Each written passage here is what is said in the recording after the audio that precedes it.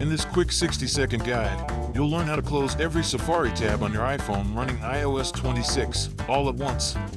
Start on your home screen and tap the Safari icon to open the browser. Once Safari is open, check that you're on any web page or the start page. It works the same either way.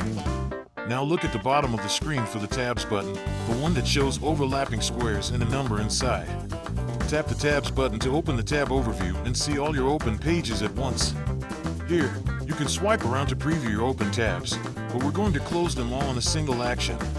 At the bottom of the tab overview, find the tabs counter, which shows how many tabs are open right now. Press and hold on the tabs counter until a small menu pops up on the screen. In the menu, choose Close All Tabs. On some devices you may see Close All, followed by the number of tabs. If a confirmation appears, tap Close All Tabs again to confirm that you really want to clear everything. Safari will instantly close every open tab, and your tab overview will be empty or show just a fresh start page.